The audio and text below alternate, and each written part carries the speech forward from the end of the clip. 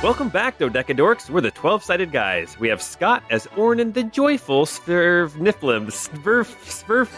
The Joyful Svirfniblin. At your service. Sabrina as Cilvy, the adorable forest gnome. Oh, hello. Jordan as Mogram, the kind human. Oh, I love you guys. We're like kind of human. Matt as Guy, the dirty, nasty elf. That is my name. Don't tear it out. That seems a little racist. I feel deeply uncomfortable. But it's so true. It's so true, guys. I'm filthy. And me, Paul, as the invading army of dirty, nasty elves from Eldoralus. But don't worry, I'll try not to let my biases get in the way of portraying the stinking knife ears as anything other than the majestic and graceful people that they are. Hey, do you want some 12-Sided Guys merch to wear around town? Yes? Then go check out our shop at 12sidedguys.com. Okay. Unless you're a dirty, nasty elf. If you are a dirty, nasty elf, sorry, but we don't have shirts in your size. Boo! Sorry. Well, this is getting a little intense. A little terrifying. Yeah.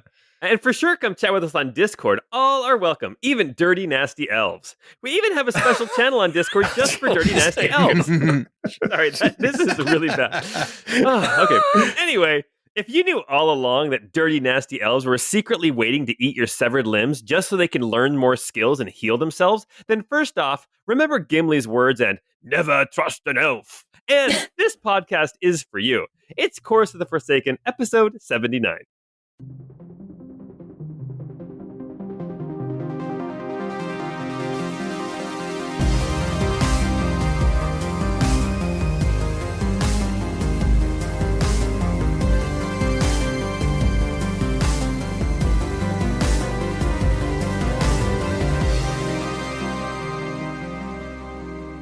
Dude, I've been playing Oblivion, and it's so bad how racist it is.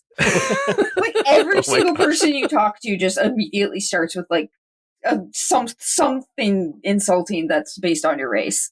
Oh yeah, well the very first thing that happens is when you're in the prison, and if you're not a dark elf, then he's got something nice to say about everybody. Well, and if you're a dark elf, does he say he's gonna your wife? Oh my He does. He says like, "Oh, hey cousin, tell me of your home. I'm gonna your wife after you die." I mean, he says it slightly nicer, but yeah. He says Oh my he's god! Oh dear. Well, I Oh my started playing. goodness. I started playing Oblivion and immediately got bored. So I re-downloaded Skyrim, and basically in that game, if you see anybody wearing elf armor, you're pretty much allowed to just start shooting arrows at them. Oh my gosh. Oh wow. Well, okay. So did anybody know what game I was referencing though in the intro? That was the Larian game. Yes. The, Yes, it was Divinity: Original Sin. Original Sin, yeah. Yeah. I don't remember if it was in number 1, but it was definitely in number 2, where the elves eat the dead and they can like learn skills and stuff, but they also heal because the elves have like 35 packs if you see them without their shirts on.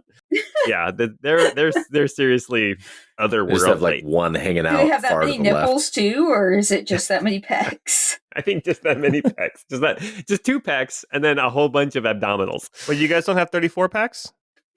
You're good, bro. Come on. I've just got one big pack.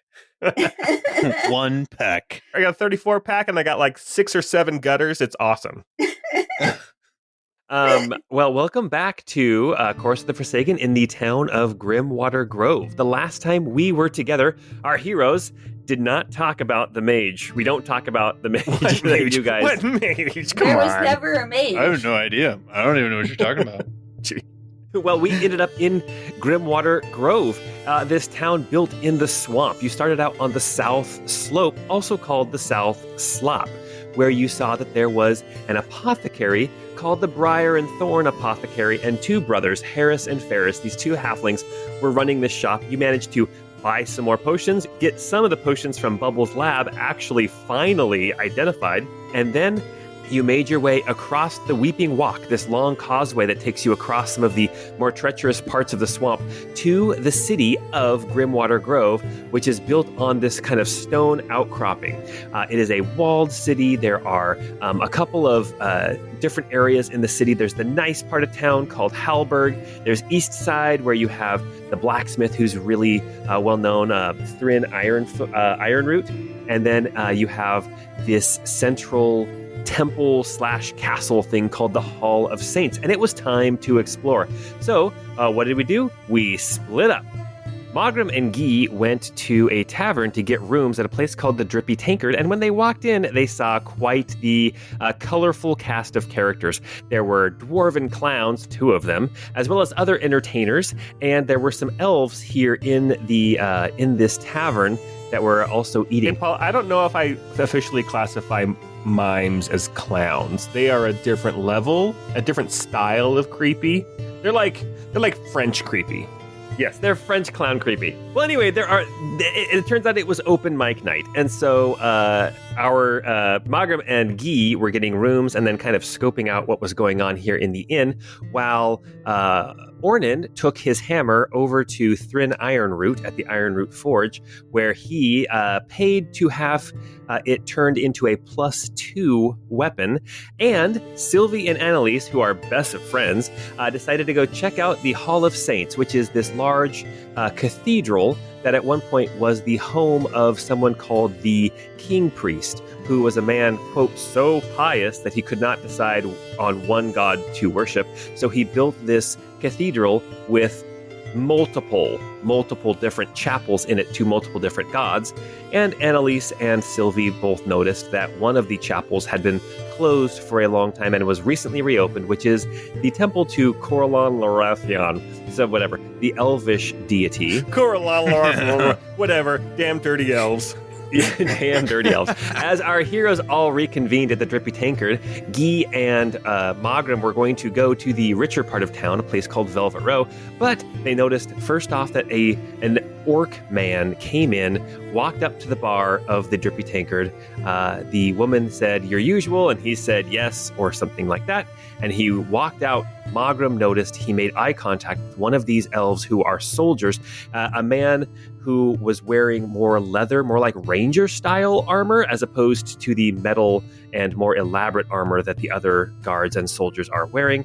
And after this orc grabbed his bottle and left the inn, then this elvish man left right behind him. And that is where we left off, right as one of the bartenders called out that it's time for Sally Richface to go up on stage, even though her name is actually Sally Super Rich. It's okay. I'm used to the baristas getting my name wrong. Oh my gosh. So here we are in the Drippy Tankard. We have got a bunch of people waiting for their turn at the open mic. We also have some elves in here. We have a lot of different patrons. Looks like Magram is over at the bar, which is more on like the west side of the building. Guy and Cilvy and Ornan are sitting at a table really close to these elvish soldiers and close to the stage where they can cheer on Sally Richface. Hell yeah. I love how you keep calling it a mic. She's going up to the microphone, but this is a fantasy world, so I'm assuming it's more like a bullhorn on a stand. Exactly. It's just a big cone on a stick. But yeah, so the woman who was playing up here, she was an elvish woman named Enderola the harpist, and she was the one who was so shy when she was playing that she actually turned her back to the crowd. Anyway, she finishes up. She actually did a very beautiful job. However, you feel like the music she was playing may not have been the right mood for this place. She goes back and takes a seat next to this elvish fool named Foolish Flopsy. And Cilvy, you are up on stage. As you head up, Guy will say, "I think that maybe one of those songs that you learned from Baldric might be more appropriate for this audience. Although you can't really sing and play at the same time, can you?" Well, that is kind of similar to what I was thinking. Do you want to come up and sing with me, Guy? What song you doing? The Raunchy Handmaid. Two. You're like, I've always liked the sequel better than the first. Yeah, I thought the story was better, you know? All right, you hear somebody call out, Sally Richface, get on stage. You got this, Cilvy. I believe in you. And I'll give you a bardic inspiration. All right, Sylvie's going to play the most upbeat, rakshasy song on her flute. Okay, so you can play, and using your flute, remember you have a +2 to your performance roll. And if you would rather do some shenanigans with some minor illusion, we can do that instead. Oh, well, I got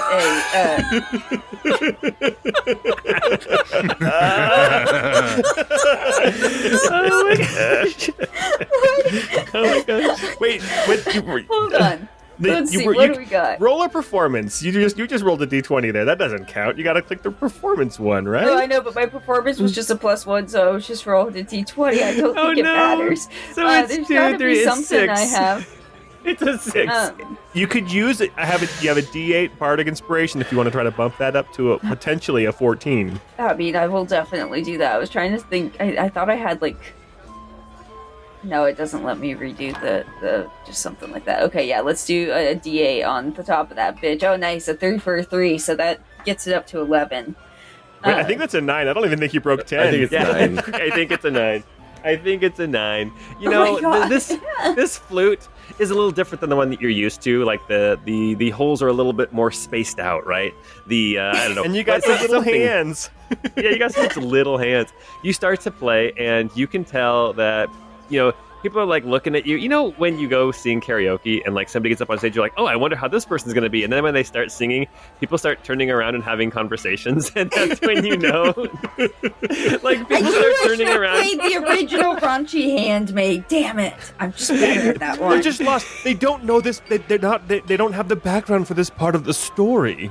Ah, damn it. Hurry, Gee, sing with her. If somebody does go up and sing with her, then you can have advantage on that roll. Gee, get your ass up here so I can save me. You did this. I know the words. So Guy will get up and start singing the words to the Raunchiest Handmaid Part 2. More handmade, more raunchy. If you heard the first song, then you would know why her skirt was missing. But anyway. Okay. All right. So go ahead and re-roll that beautiful bean footage. All right, come on. Higher than... okay, nice. All right, so that was an 18. It's a 19 because your performance plus 2 from the flute. So actually, it's a 19. So it's actually once Guy gets here's up the question though: does that Yes. Bardic Inspiration also carry over to this since it's technically the same roll with advantage? Oh, Would that be a 22? the Bardic Inspiration carries over. You don't re-roll it, but you still get Hell to yeah, use they it. love it. See, they just needed the context. And Guy, honestly, Yes. Guy's mostly just humming because he Yeah. he thought he knew the words, but really he doesn't know the words. All right, you see that people are starting to get into it. All right, very good, Cilvy. You're up there playing this flute. And Guy's He is like up- something. She was milking something. Oh my gosh. Okay. Okay, so while this is going on, Ornan and Mogram, what are you guys doing? Mogram, you are the only one who saw the interaction between the orc and the elvish warrior. Ooh, I think like I've got my back kind of to the bar, like I'm leaning against it to watch Cilvy do her thing. But I think if I could see Ornan, if Ornan looks over in my direction at all, I might wave him over for a second. Okay. And and honest, like after a few minutes, if he doesn't, I might walk over and go talk to him. But we'll see. Ornan will look over at Mogram and like timidly like glance like his feelings are still just a little hurt. He's like looking to see if Mogram is doing okay, but doesn't want Mogram to notice that he's looking. That's when you catch him. And in this awkward moment, Mogram, like casually, like very nonchalant, will just wave you over and be like, "Come over here for a sec." Okay. Ornan will go over there. Definitely notice the orc woman at the bar. He's gonna Oh yeah. keep focused on Mogram though, and walk up to the bar. Oh, this is the part of the song where it goes, "Big old booty, right? Big old booty." Ornan will shout, "Big old booty!" I love this song. Such a classic song. It's so good. Hey, Ornan, I've got a question for you. In your life, have you ever seen situations where orcs and elves have been allied together with one another? Well, we don't get many orcs down where I'm from, so it's just my experience in the uplands. Not. From what I've heard, it's not too common, but I don't know. That's interesting. When we first were in here, there was an elf near the door over there next to that table that has a handful of soldiers sitting there. And he was dressed in kind of Outlander Ranger garb. And what was interesting, and in fact, let me describe it to you right now. And Mogram will describe the token picture that Paul has pulled up on the screen for us. Elfie Robin Hood. For the sake of our viewers, kind of like an elf Robin Hood with leather armor and a green hood and bow and arrow and stuff like that. Longer-ish, dark hair. Quite an attractive elven ranger, if I do say so myself. Legolas if he was a brunette, yeah. He's no there you go. Fox Robin Hood, but he'll do. It's like if Legolas and The Witcher kind of melded together a little bit. It's kind of the vibe I get, but with dark hair. Dyed their hair brown. Yeah. So anyway, so Mogram describes this and then says there was an orc or half orc who came in and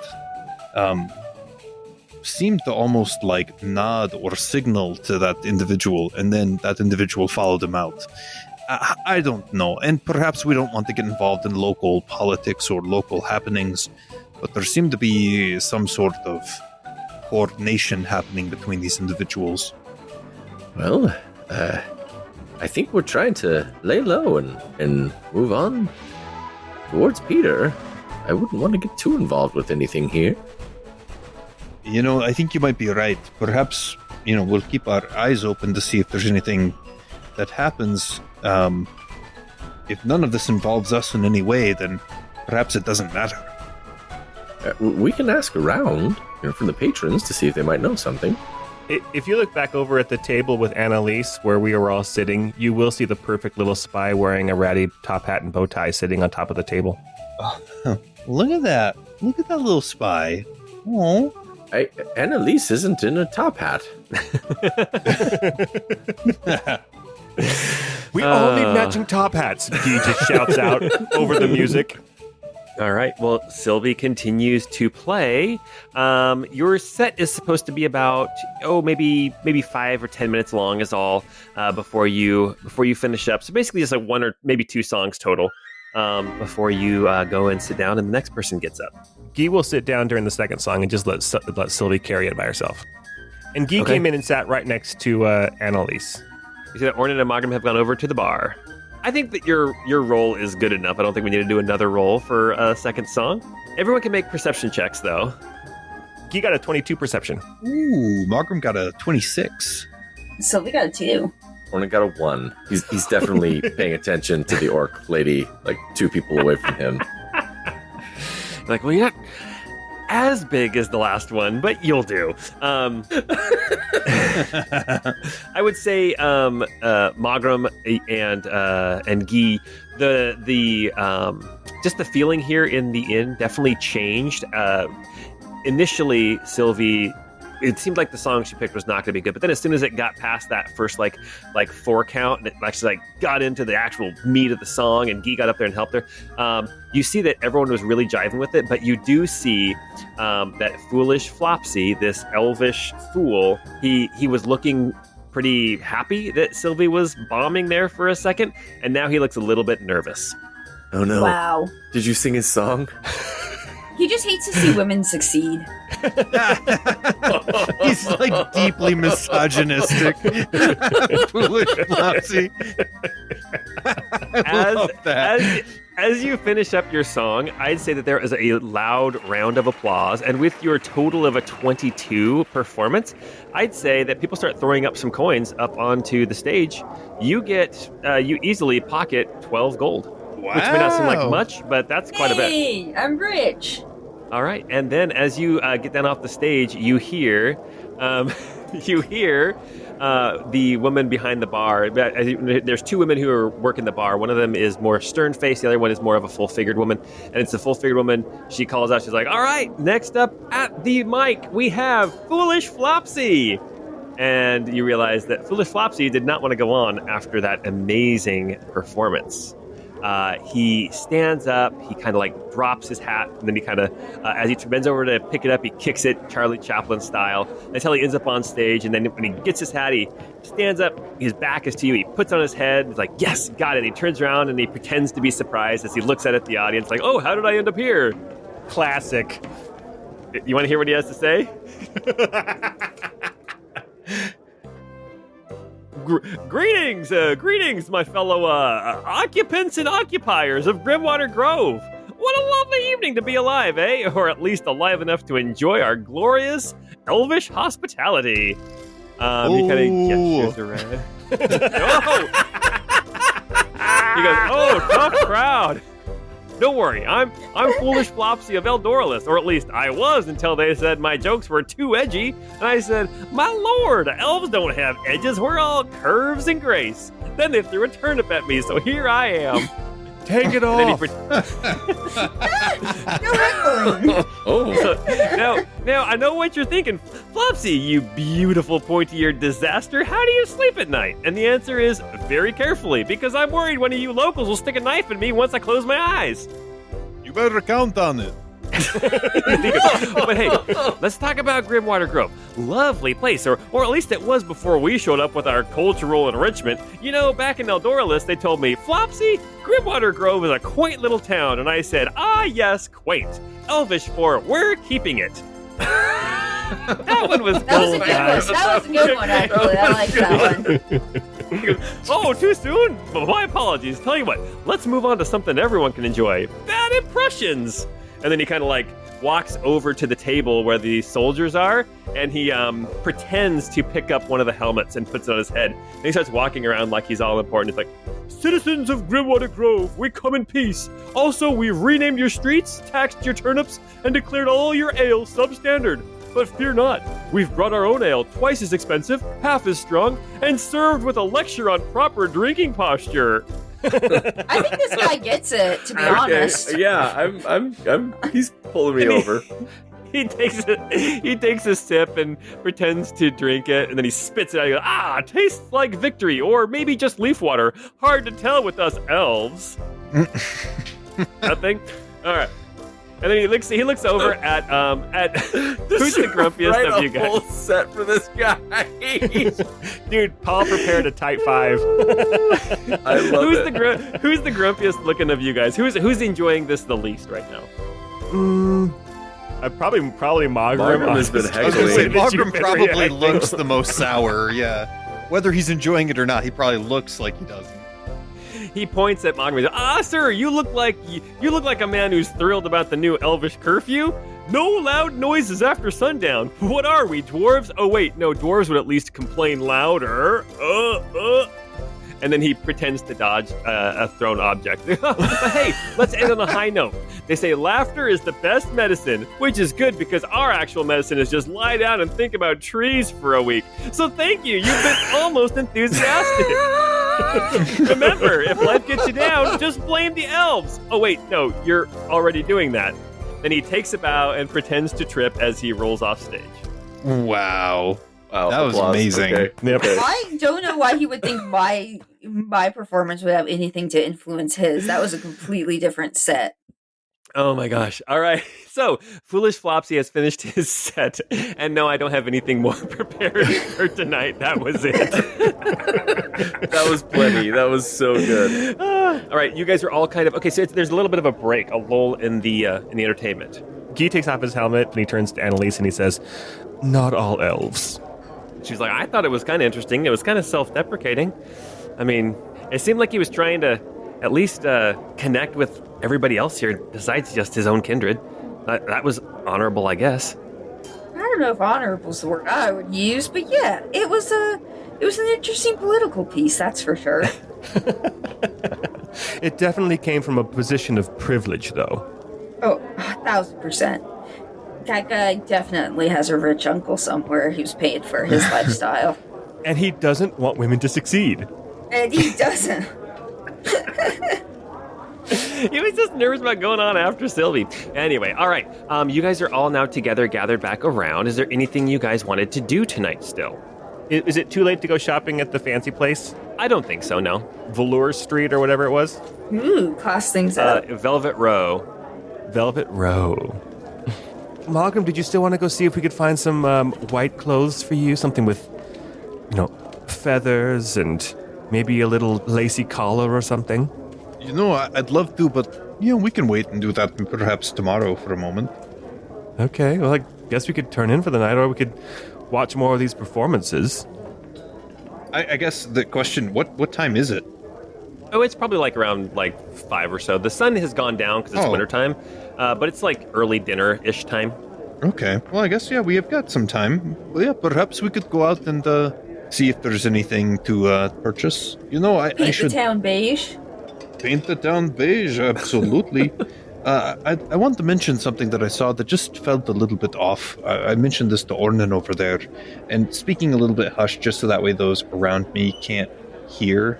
Margaret will kind of lean in and be like, there was a half-orcish individual who came into the bar a moment ago and seemed to signal to some of the elven ranger that had been sitting in the table next to us.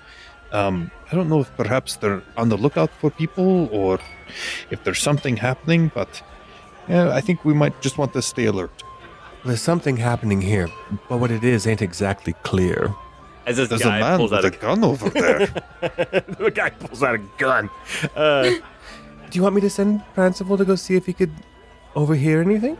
Oh, and Prancival, when we go to Velvet Row, I know you're really fond of that bow tie and hat. We'll get you a new one, okay?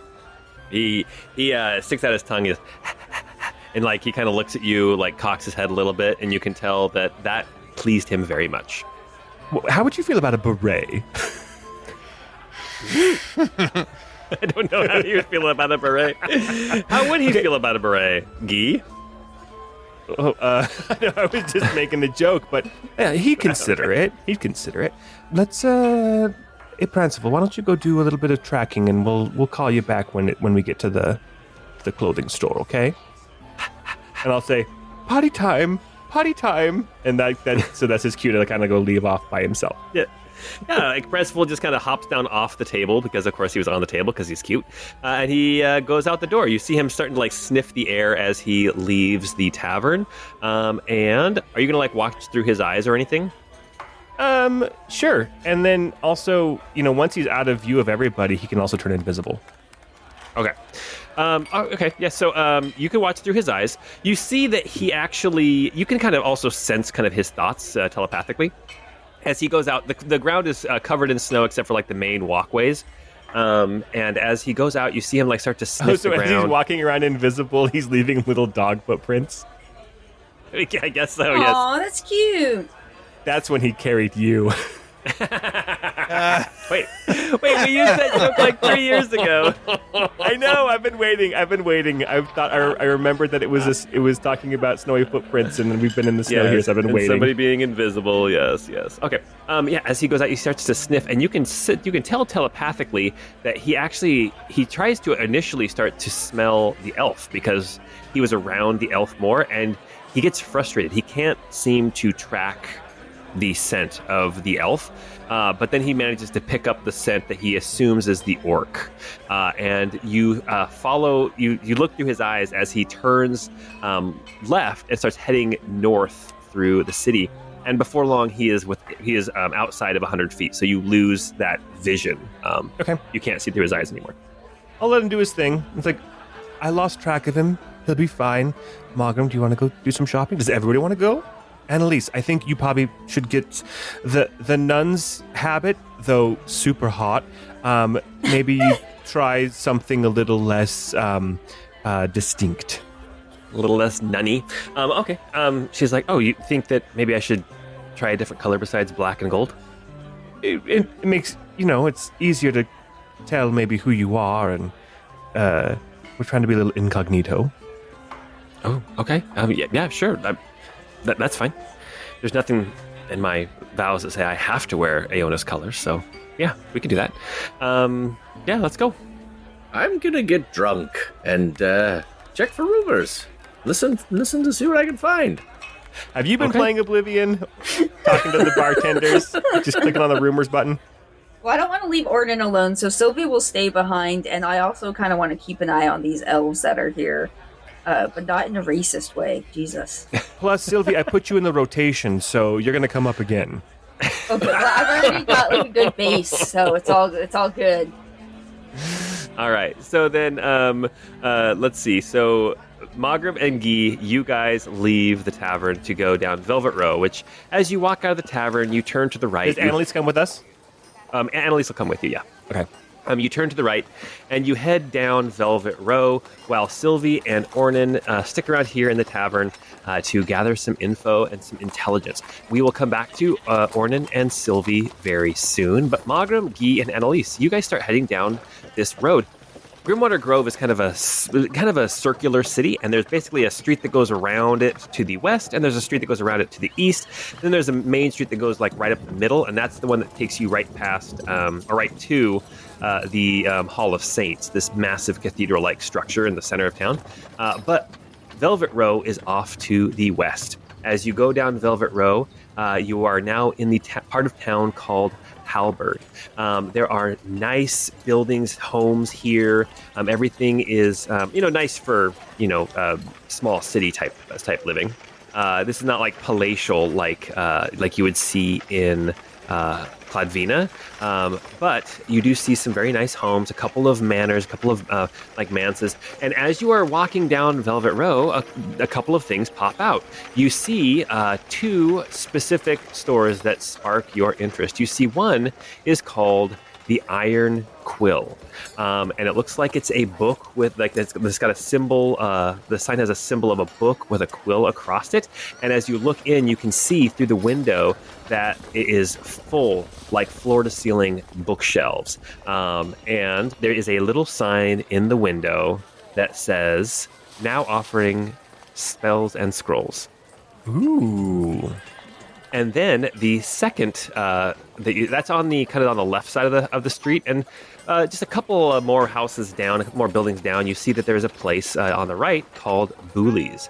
Booley's is a tailor. And as you look, you see that there is these large windows with these elegant gowns and dresses. You see there is cloaks and finery. You see some pantaloons and doublets. You see all kinds of more rich, nice clothing here. And I think if you're looking for something in white, this might be the place to find it. So, Magram, does that look... Shall we go close first and then see if they have any cool spell scrolls at that bookstore? Yeah, I think let's give it a shot. Why not? Okay. You walk into Booley's. Bruley. Is it Booley or Bruley? It is... Booley's. Booley's. I'm on that map. I see it.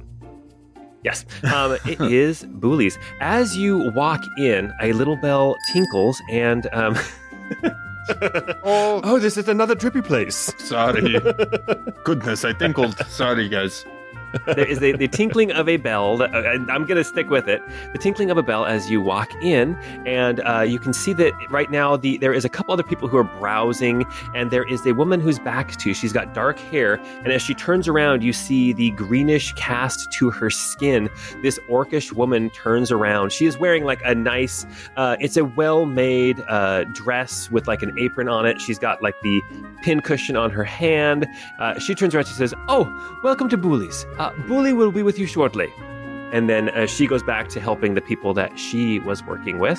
As from the back room, through a curtain, you hear this, "Alas, I am Booley." And then you see this tiefling man come walking out. Oh, he's got class. He has class. He has slicked black hair. He's wearing like a white shirt, like... Ooh. You know how it's hard to keep whites clean? This is medieval whites as well, and they are super clean, tied up tight with a little black bow. He's wearing this like crimson jacket that like flares at the waist and goes down past his calves as he comes sauntering in and looks at you all, and he says, "Welcome to Booley's. This is my home and my shop. What can Booley do for you?" I want your clothes. These clothes? Crumpled up beside my bed. Oh my. That escalated very quickly. It's like, Bully. How do I respond to that? You're my freaking brother, dude. Any man who talks about himself in the third person is a gem of a human or non-human. Bully agrees. When I hear him refer to himself as Bully, I straight up like, well, maybe just the clothes. What is it you're looking for that Bully might be able to help you with? Well, I'm trying to get a new look for myself. I've been doing this black leather type thing for a while, and I kind of am thinking I might go quite a bit lighter in tone. Do you have anything in white? He's not a virgin. Oh, white. Did you want to stick with the leather? Sure, I'm used to leather. I like leather. Why not? We stick with leather.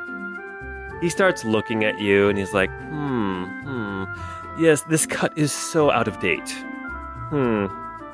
Well, I'm not liking Bully. Like at all. I'm already not liking Bully. I'm playing him and I hate him. He needs to call people darling To be more. fair, are you ever supposed to like the tailor? You know what? What was his name? Jonathan Taylor the Thomas? Or Jonathan Thomas the Taylor? He was pretty great. He was pretty cool. This guy is like Pompous. very pompous. Very pompous, very like this is his art, but like obnoxiously so. He takes you, Magram, into the back room to start taking some measurements and start looking through some different styles of fabrics. And we'll say he can find some leather that has been bleached almost white. It's got a little bit of an ivory hint to it, but it is very, very white leather, or very, very light leather. He's like, is this something that you're looking for, this shade? Sure. Yeah, why not? Let's give it a shot. In this same style, you prefer this cut? Modernize it. Remind me what you said the cut was? No, your cut of your clothes. He said it was out of date. You're talking about mine. Yes. Would you care for another cloak and coat, but this time in white? Yeah, yes. No, I think we keep relatively the cut here. If you want to maybe add a few flourishes, maybe like some buttons and some good collars, make the collar more pointy, that'd be fine. Okay. He starts taking some measurements. Some of those metal what do you call them? The little metal clasps they put at the end of the collars, the corners of the collars. Ooh, that is cool. So as he's working on this outfit, like taking some measurements and stuff, he likes to take off your ulster cloak and he starts taking some measurements of that, and he's kind of thinking, oh, a pocket here would be really, really perfect. And he starts going through all this stuff, and then after a while he's working on it, he's like, this reminds me of a style from a few months ago, except for instead of white it was canary yellow. Well, that's weird. I have no idea where that would become. Who would wear that? Oh, so stylish. In the front room, Guy is looking through the clearance rack and sees a bunch of the yellow. Yeah, there's so many yellow ulster coats. And actually, no, this is a rich person like clothing store, so he's obviously in the pet section looking for the perfect top hat and bow tie for Pranzel. Oh, okay. Sure. Okay, so Bully says that he can get this done for you, but it's going to cost, it's just clothing, but it's very well made. So it's going to cost you 15 gold to have it done. Oh, yes, I've got that here. That shouldn't be a problem. I'll hand him 15 gold. And for the top hat and the bow tie. Actually, Garvel, this orcish woman, she finishes up with the person that she was working with, and she comes over, she's like, I can help you with that hat and tie. Sure thing. And that'll run you 2 gold. Okay. And then Annalise, what were you looking for? Something, So Annalise is like, I don't know. This is a little bit, this seems a little over the top, considering we're literally like trudging through like the woods and stuff. Maybe just a cloak. Maybe just a new cloak. She ends up buying a new cloak it's in a very nice like baby blue with a little bit of like gold trim around the hem of this cloak. And she has a nice hood that she can pull up, and so she's not wearing her nun's habit anymore because apparently it's now canon that she is a nun. There we go. That is what's going on here. You guys are finishing up here at Booley's. I need perception checks from the three of you. Perception. Ooh, you only got a 9 this time. Yeah, and Annalise got an 8. Oh, Margam Gold got a nat 1 for an 11. Oh my gosh. You guys are really looking at clothes. Yeah, you guys are. Oh man. You guys are all in here. You guys are getting really caught up in trying stuff on. You guys are really caught up in getting your inseam measured over and over again. I've done that joke before, but it's great. At one point, I'll say you hear the bell to the door tinkle again. This little ding-a-ling-a-ling. And as you kind of glance over, you don't see anybody at the door. But Booley does say, "Okay, well, all orders up to the desk now. We need to pay for these, and then we will be closing up for the night." And then Garvel, this orchestra, is just like, "All right, everybody up to the counter. If you're not ready to buy, then please come back tomorrow morning." What, is there something going on? Why? Oh, wait. We're just closing up for the night. And then you see Booley says, "And Booley will take his exit." And then he goes back out through the curtain. And you're like, what a pompous ass. Anyway, so Garvel is if he would just shut his mouth, he'd be the perfect man. All right, so you guys finish up with Garvel, and you guys pay her, and you leave the shop as we go back to the Leaky Tankard with Cilvy and Ornan. You guys wanted to gather some information. So who are you kind of like talking to? There's a table of elvish soldiers. There's another table in the far corner of just like common elves, just not in armor or anything. They just look like they're well dressed, but they look like they're not part of the military necessarily. And then you see there's a bunch of other just folk here who are probably Grimwater Grove residents. Ornan's going to walk up to the orcs. Oh, okay. Yeah, you see there's 2 orcs at the table, at the bar. See, there's a man and a woman. They are both wearing, the man is wearing sort of armor. The woman is wearing a dress of some kind, but it's not super fancy or anything like that. It looks like she's probably, wearing something that you would wear outside for like farm work, potentially. So these might be like farmers or something from outside of the city. Ornan will approach them and say, "Ibadai." Hello, she responds. Oh, and this is to both of them, not just the one. The man turns to you and says, "What can we help you with, little friend?"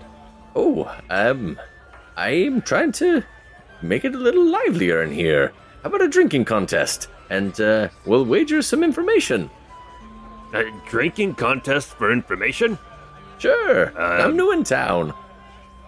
Oh, I see. You're trying to figure out what's going on here and what's safe to say and what's not safe to say, right? Precisely. And you... I like this guy. You seem like someone that could help me out with that. Well, you're on, my friend. You're on. And he turns and he says, "And drinks are on me." "Taryn, drinks are on that guy." What? Not for the whole bar. "Drinks for me and that guy are on that guy." And then the woman speaks up. She says, "And for me, too." All right. One of the bartenders reaches over and grabs 3 bottles and hands one to each of you. Cilvy, what are you doing as Ornan is making friends? I kind of actually wanted to go chat with the harpist. Oh, okay. Keep my eye on these elves, because I don't trust them. Not in a racist way. The harpist is sitting over close to the stage. It looks like she's about getting ready to go back on as well. As Ornan, you and these 2 orcs sit down at a bar, and the orc says, "All right, what game are we playing?" Well, I've got one that I like to play called I Barely Know Ya, but you got to be pretty drunk to do that one. Have you got one in mind?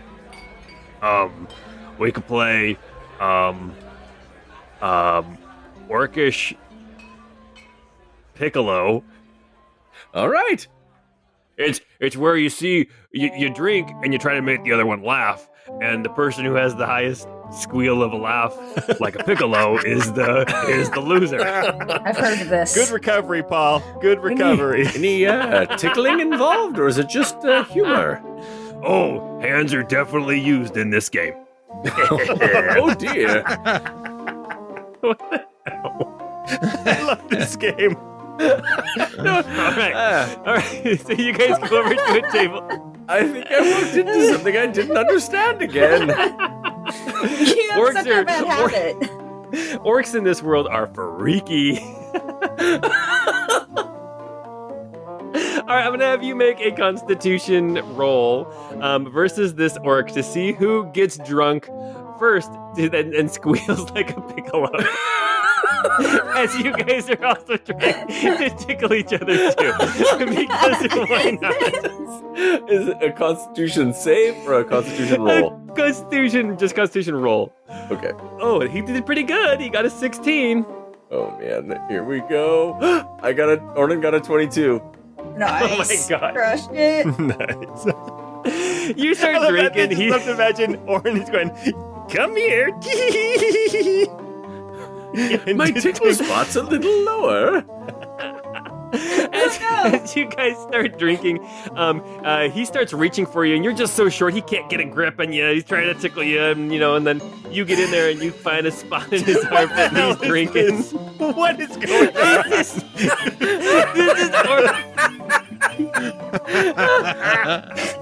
this is Orcish Piccolo. Hello, and he's all, and it's super high pitched. Oh my gosh!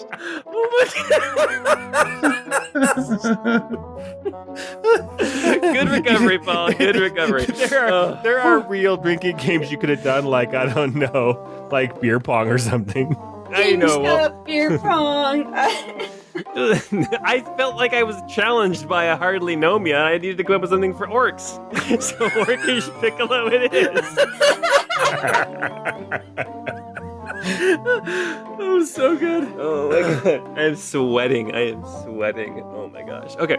All right. He's all right. Well, little man, you win. All right. So you wanted some information. Shoot, what is it you're looking for? Well, my friends and I are new in town, as I said. We were detained for some time, but we missed the whole occupation happening. You ended up over in the garrison, right? No, we were outside of the city walls. We just barely got here. Oh, okay. Usually anyone who gets detained ends up in the garrison. So we're trying to get back to Kladvina. There's someone there that we need to find, but we don't know the current politics of the area, what's safe to say and do, or how we could even travel to get back there. Hey, well, honestly, I think if you made it this far, I mean, Grimwater Grove is, well, he kind of leans in conspiratorially, but he's also drunk, so he's a little bit loud. He's like, Grimwater Grove is sort of like the headquarters for the advancing army of Eldoralus. So you're he looks around, he's like, you're behind enemy lines, if you know what I mean. But not that the elves are my enemy. No, they're not my enemy.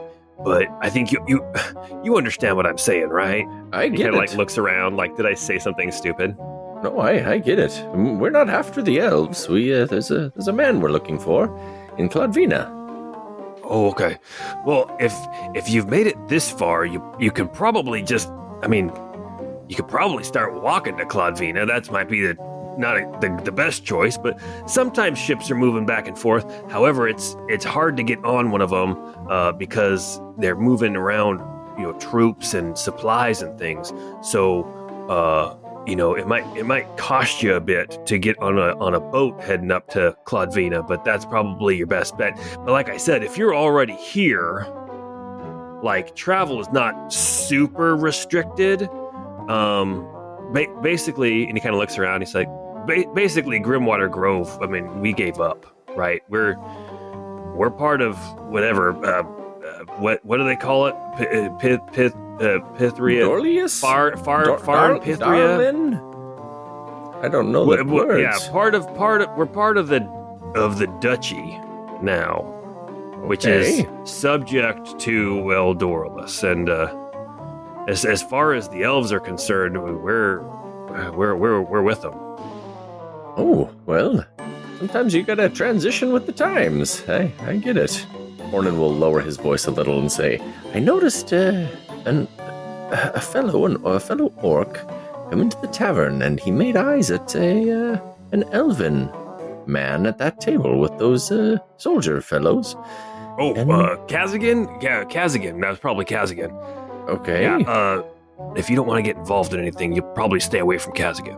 What's Kazagan doing? Oh, well, he's a barber. Now, I read a short story about a barber shaving some political leaders' beard one time.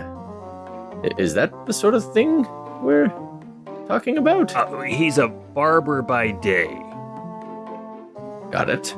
And a great conversationalist at night? Potato peeler by night? Maybe they're sweet lovers. He kind of looks at you. He looks at you, kind of squints. He's trying to figure you out, and he's like, "Are you truly neutral, or do you have a side? 'Cause I trust you. I mean, we drank together. You made me Piccolo, so You made me Piccolo. Piccolo Piccolo. That's the name of the episode. You made me Piccolo. I don't have any skin in the game, if you will. I'm just traveling through. then you're better off just leaving Kazagan alone. If you don't have skin in the game, you probably just leave him alone." All right. I was also hoping to play Orcish Piccolo with her over there too. He looks over and he's like, "Oh, she'll drink you under the table. You'll be Piccolo and wait." Oh, I love it. I'm just trying to make friends. That's all. Yeah, well, I'll see if she wants to play. As he goes over back to the bar, we jump over to Cilvy. Cilvy, you are still sitting at the table. This is all going on. You see Ornan making friends with this orc. Just like they're like tickling each other. Like you even hear one go, "Tickle fight!" You know, like they're just going after each other. And you see that sitting up against the wall by the stage, you see foolish Flopsy, this elvish fool, sitting next to Enderola the harpist, this elvish harpist. She is young, probably, 16, 17. She seems very shy, but she's very good at playing the harp. You said you wanted to go up and talk to her. Foolish Flopsy is right there next to her, though, just a heads up. Yeah, no, I'll talk to them both. I just kind of want to go up and... You guys both had fantastic acts. It was great to be sandwiched between such talent. Foolish Flopsy raises an eyebrow to that. Well, not all talent is humor. Sometimes the talent is a little bit beyond the crowd. You know, I got you, Flopsy. Like, oh yeah, no, I get it. I mean, I'm not gonna lie. You killed it up there. I did not want to follow that. That was you were amazing. And you know what? I mean, I hate to say it. I don't have any more material for tonight, so I'm not going back on. So I hope I didn't bomb too bad. Well, even if you did, at least, you're an elf, so you're in charge. Oh, yeah. You don't seem to be as in charge as maybe some of the other elves. What brought you here besides your exile? Well, I mean, to be fair, it's a self-imposed exile. I mean, I was there's not much call in Eldoralus for somebody who's like me. I think I described him last time. He's his ears. He's got pointy ears, but they kind of droop a little bit. He looks at you and then he kind of will cross one eye and then swing it back and forth just kind of, he is not your typical beautiful elf. He's just kind of, anywhere else he would just be a normal looking dude, but because he's an elf, it's kind of more drastic that he's not the handsomest guy. He's Uggo in the elf world. Oh man, poor guy. Yeah. So he's like, yeah, honestly, when the opportunity came to kind of get out and see more of the world, I jumped on it, right? I followed the army I better about... go there and just take over their land. What a great place to see the world.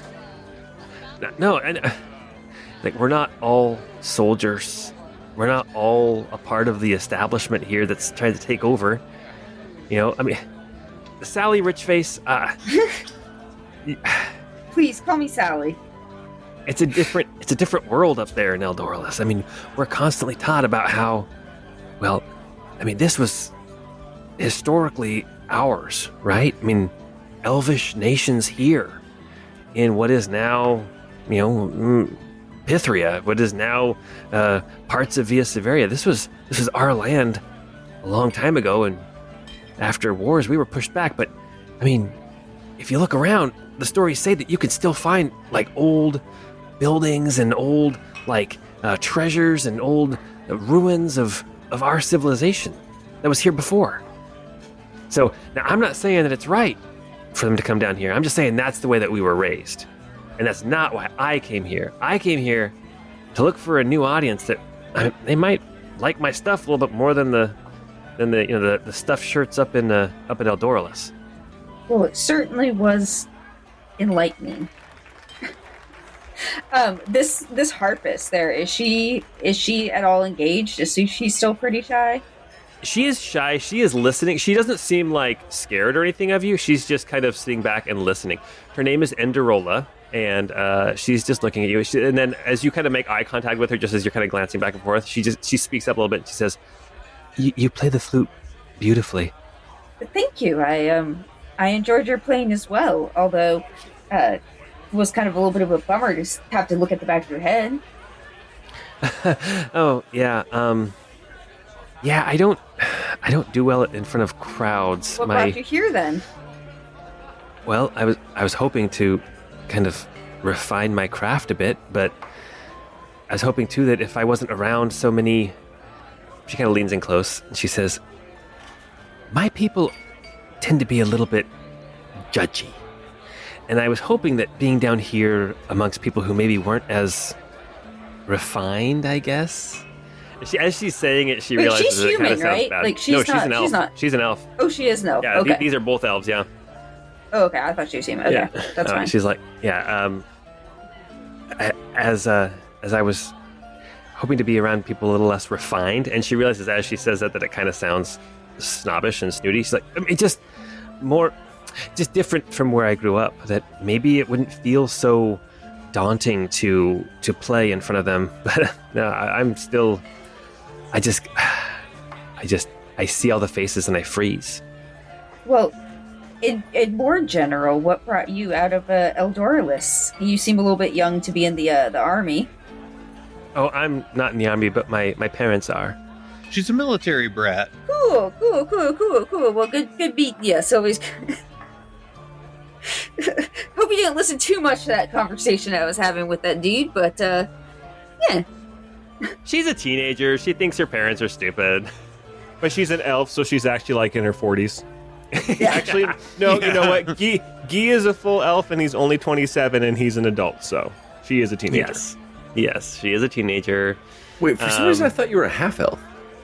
No, I'm a full-blooded elf. Yet my parents are elves that make clogs.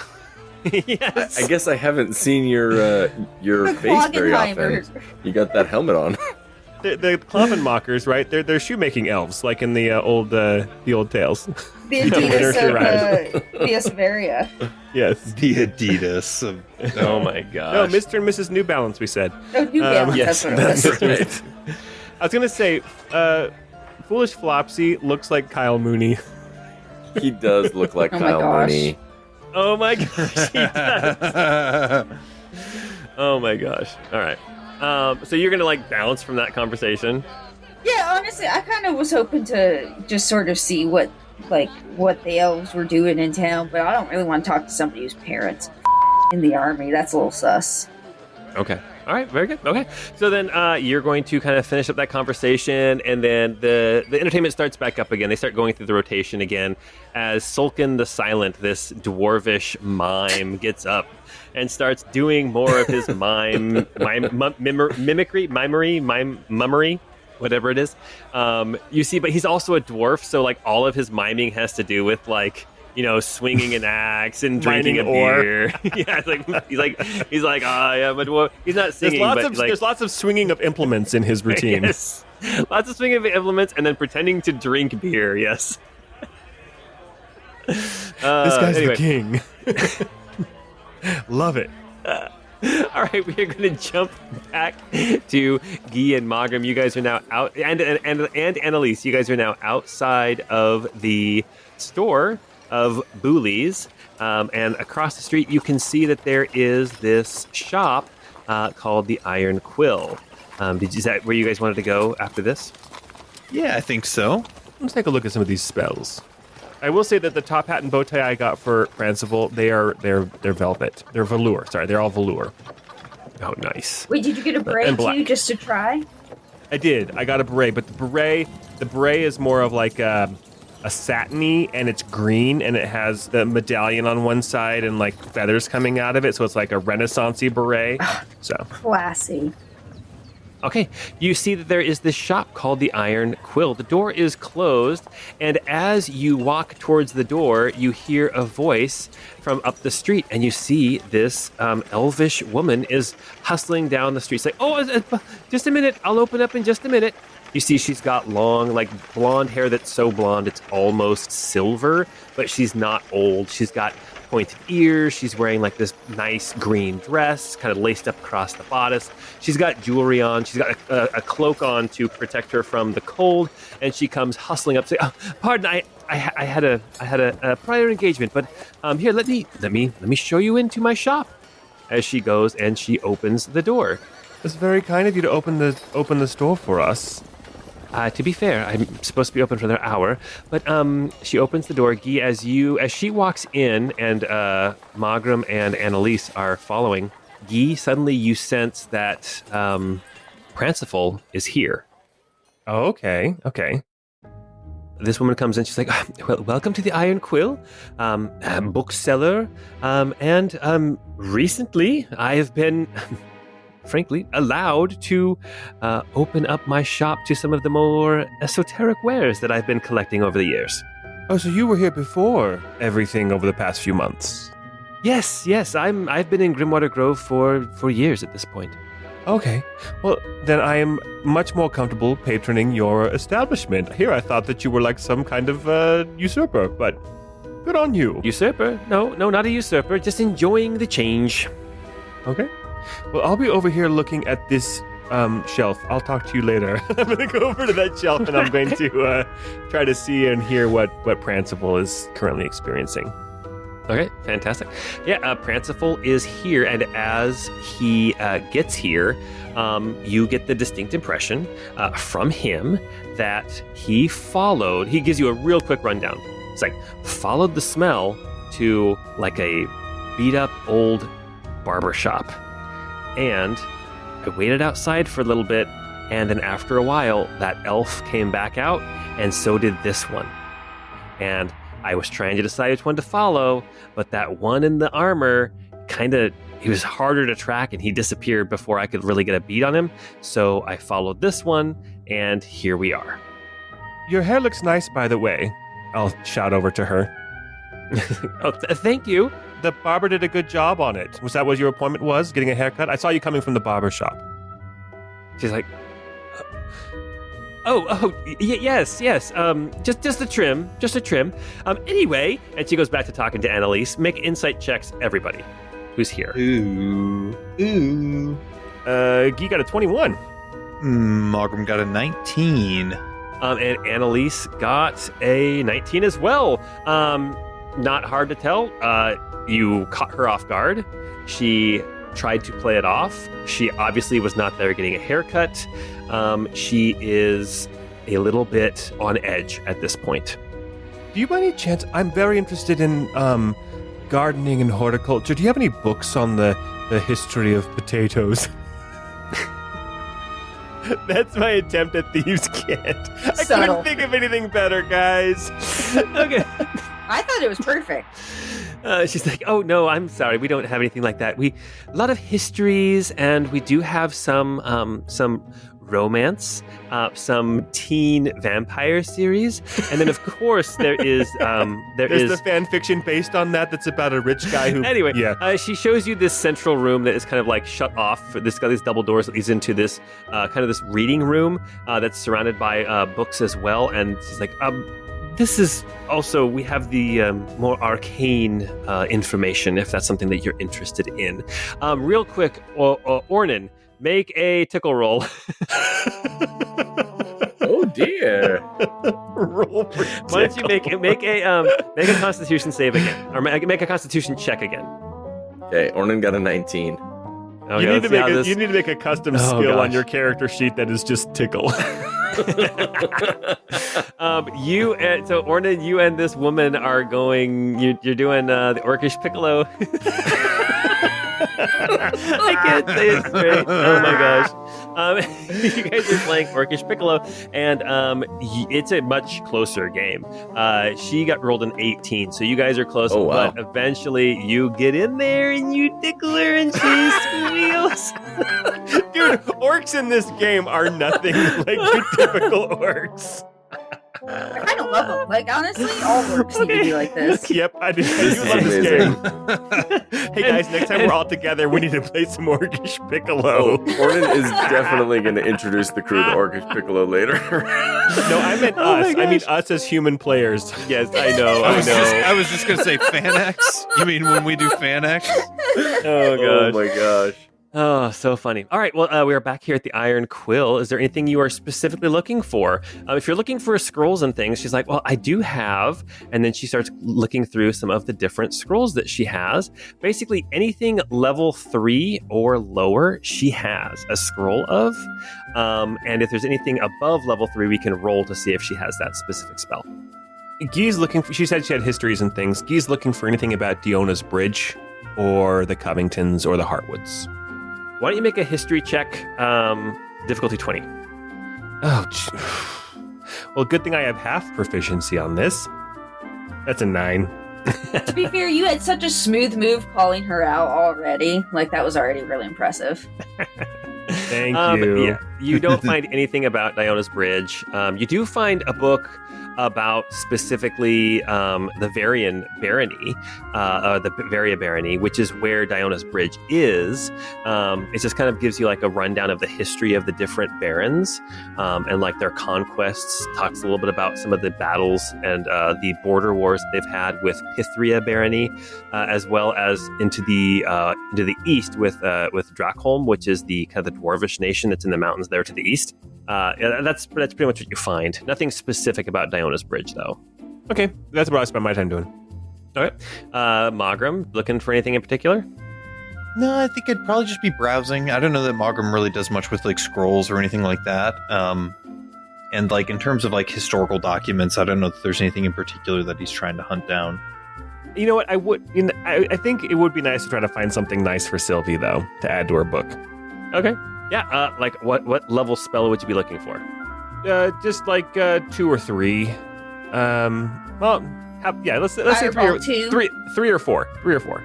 Wait, you can cast up to 5, right? Yeah, at least 5. Yeah. Let's say a 4th level spell. You have limited spell slots for 5th level, so let's do a 4th level spell. Aww. Okay. All right. You start looking through 4th level spells. Is there anything in particular you're looking for, or do you want me to roll? I'm looking for something that just says Cilvy, so something performance related for like something to help her with her flute, or something to blow up somebody, or more fireball. Yeah, something like what's that one that's like radiant and firestorm? Is that what it's called? Oh, you guys know me so well. Firestorm. It's Flame Strike, is what it is. Yeah, Flame Strike. And Flame it's Strike. Not level 4. Oh, it's not. Okay. It's level 5. Oof. Does she have it? I mean, I don't, but I don't need a level 5 spell. I got plenty, and not enough spots. Flame Strike is a cleric spell. Oh, I don't know that okay. wizards can even get it. Okay. Well then, I guess I could just roll random to see what I find. Okay, why don't you roll a d30? Oh, geez. Ooh. /R1D30. A 13. You find a scroll of Dimension Door. Interesting. Have we seen Cilvy do this one before?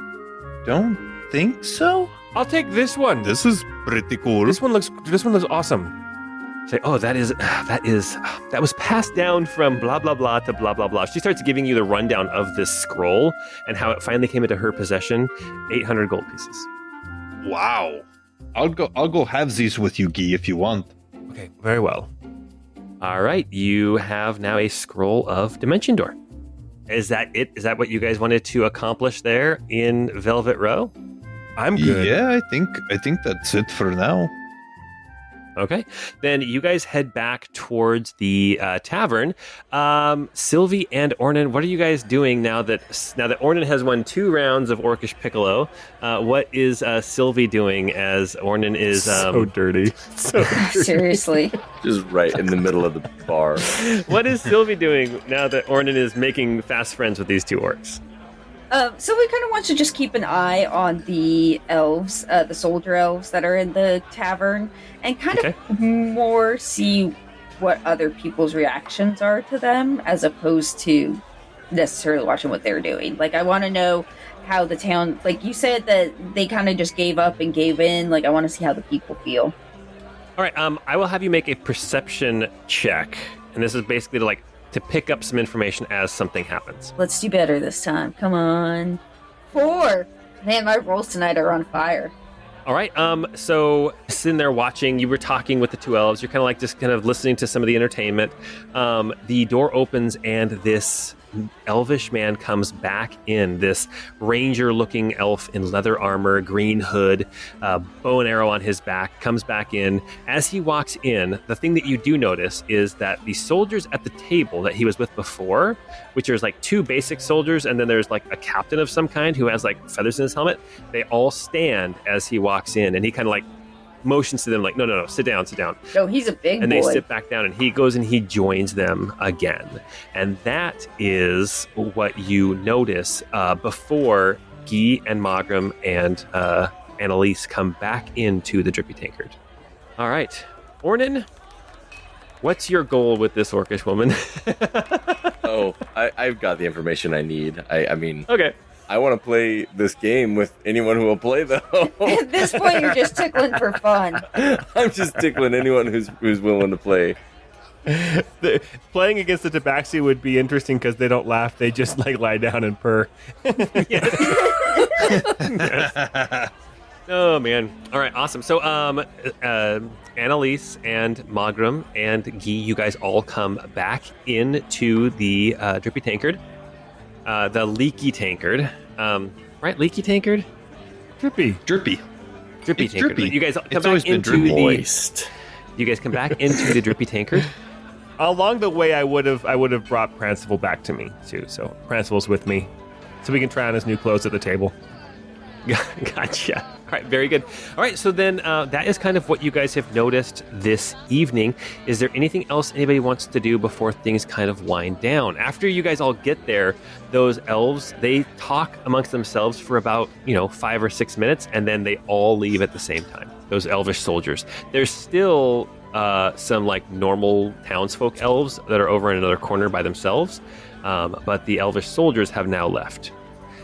No perception or insight check needed. There is a little bit of relief as the soldiers leave and people start to loosen up even more. This town feels like it's on edge. ACAB includes elves. Yeah. For one that gave in so early or so quickly or so, I guess, easily, relatively speaking, it seems interesting how there's still so much kind of angst within the population here. It sounds like there's some collaboration between these soldiers and citizens who are already here. I wonder if they are trying to root out any kind of lingering resistance together. I wonder if those people are conspirators, are people to avoid. That's a good point. Guy, Magram, I found a game. That's fantastic. Let's play. Ornan, I will say this: you did gather some more information, Ornan, just in general conversation, and this is what you did manage to gather in talking with these two orcs. Apparently, the Grimwater Garrison is a large building that we talked about last time. It's kind of along the Saints Square, which is where the Hall of Saints is. And it's sort of this municipal building. They do court there. It's also where they have the majority of like the dungeon. There is also where the soldiers are garrisoned. What you did manage to find out is that the soldiers from Pythria who were taken captive, about 80 soldiers are currently being held in the courtyard of Grimwater Garrison. Oh, dang. And what you kind of picked up and gleaned is that they are basically living in tents in the courtyard, and they are guarded by elves. And while it doesn't seem like it is that heavily guarded, one thing that one of the orcs did tell you is, but that's where the griffins roost. So, like, there's always somebody aware of what's going on there in that courtyard. The griffins are roosted up on top of the towers that surround the garrison. And so, so that's where a lot of these soldiers, which you hear the orc, as he was telling you this, he kind of spits a little bit because he's got a brother who's in there, right? Who's a captive for having fought for Pythria. So, that's just a little bit more information you managed to glean as you were piccoloing people. Markram, Gee, there's a game. I'd love to play. I don't know. I hate Monopoly. Oh, it's way more Oh exciting. no, this is drinking and piccoloing. The Piccolo. Piccolo. Okay. Margaret, why don't you go try out that game with Ornan? I think he'd appreciate some time with you. I saw the way he was looking. Okay. So here are the rules. You know how I love to tickle my Piccolo. Oh dear. Oh my gosh. Meanwhile, Guy says to himself, looking around the room, now, let's see, who am I going to have to kick out of my bed later tonight? And he starts You instantly Looking make eye around the contact room. with Foolish Flopsy. He's back up on stage doing the exact same set. Ooh, we're also. What are you talking about? I'm edgy. We're so gracious and curvy. Anyway, okay. So the night winds down. Ornan and Magram, are you guys going to do the game? Are you guys going to do the Orcish Piccolo? He has to show us how it's done. I mean, I guess so. So here are the rules. Yeah, go ahead, Ornan. How would Ornan explain the rules to I don't Magram? know. You take a shot, and then you tickle, and then you take another shot, and there's more tickling. The winner doesn't laugh. This sounds exhausting. It's kind of wrestle drinking. Oh my god. Wrestle drinking. All right. Well, if you guys are going to do it, then let's have a roll off of Constitution checks. Let's do this. All right. Get ready for the tickle fun. I'm going to roll with disadvantage because Ornan has been drinking for a while. Okay. Sounds good. Markham got a non-nat 20. Oh, dear. Hey, he's got tickle hands. Ornan got an 8. Oh my gosh. All right. Let's hear that Piccolo, Ornan. Let's hear the Piccolo. Yeah, let's see.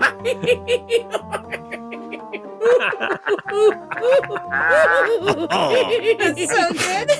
It's so good. I hate this so much, but I love it so much. Oh my You gosh. did this. I did do that. All right, you guys. Well, on that note, the evening kind of winds down. You guys stay up as late as you want to, enjoying the company. Now that the soldiers are gone, it's actually kind of relaxing. At one point in the night, you do hear like the screech of an eagle flying overhead, and you recognize, oh, that's probably one of the griffins taking flight. And then you hear another screech. So it seems like a lot of the griffins are actually currently out flying at this moment, as you can hear them kind of screeching their way across the sky off to the east. I will say, before bed, Guy would try to flirt. We don't have to role play it, but Guy would try to flirt with Annalise a little bit. Is it the new habit? Is that what's getting him going?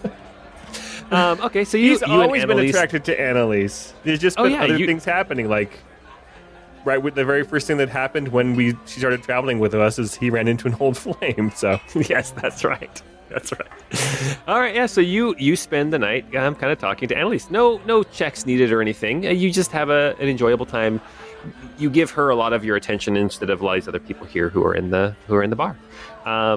The night goes on. People filter out and head home. People head upstairs to their rooms. I think you guys all have your own individual rooms. No, we got 3 rooms. So Guy has his own, the girls have one, and then the boys have one. Oh, gotcha. Okay. All right. So Guy and Pranciful are in one room. Magram and Ornan are in another room. Cilvy and Annalise are in a third room. I will say Pranciful does prefer the top hat, but he agreed to wear the beret when he goes undercover. So when we're wearing disguises, he'll wear the beret. Like Amazing. the French underground. All right. And I just want to say Cilvy is talking, she's debriefing with Annalise. Like, we might not be BFFs, but no girl's not going to allow that night to go non-debriefed if she was talking to you all night. Oh, okay. Oh, yeah. Okay. Oh, yeah. Not about what's going on in the city, about what's going on with Guy. No, romance. We're going to talk and see how we're going to debrief how she feels, what she's thinking. Oh, also, we did present Cilvy with this scroll of Dimension Door from me and Magram. And it was the nicest thing anybody's ever given me. We found this and we thought of you instantly. It'll allow you to pass between with a friend for a really long distance. That's incredible. Nobody's ever thought of me. I have never had such a nice gift. Thank you guys. Guy blushes. Oh, it's no big deal. Oh, you know what? Here's the deal. This is something I forgot to do. I thought about it earlier and I didn't do it. Make an insight check, Guy and Magram. That's a nat 20 for a 25. Magram got an 18. Okay. Annalise was very uncomfortable with that gift that you gave to Cilvy. Oh my god, that bitch. And it's not that she doesn't trust Cilvy. It's that she's got a lot of programming that she's got to deconstruct, potentially. Being in that store where Arcane was thrown around so nonchalantly made her incredibly uncomfortable. And then for you guys to just go and buy a scroll and then take it over and give it to Cilvy, she doesn't know how to respond. Because Cilvy and Annalise, you guys have been spending a lot of time together, and you guys are starting to actually get along. I'll still allow the debrief. Yeah, you sense with that natural 20 and with that 18 insight that she's struggling to make everything fit in her brain, right? And having noticed that, Guy, that would be part of the conversation, part of the talking with and maybe definitely flirting with Annalise a little bit, would be him admitting that, that she was right about, to a certain degree about the book, and kind of just letting her know that Guy noticed and that he's aware. And that, he's there to talk to if she needs to.